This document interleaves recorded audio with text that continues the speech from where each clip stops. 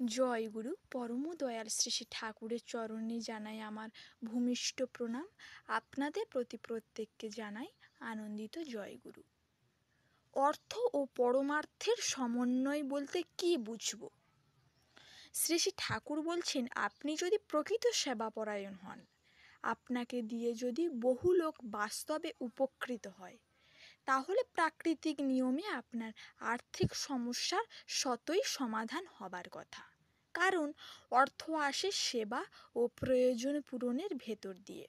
আবার ওই সেবার পিছনে আত্মস্বার্থ ও আত্মপ্রতিষ্ঠার বুদ্ধি না থেকে যদি ইষ্ট স্বার্থ ও ইষ্ট প্রতিষ্ঠার বুদ্ধি প্রবল হয়, তবে তার ভেতর দিয়েই আসে পরমার্থ, অর্থাৎ ইহজীবনের সার্থকতা।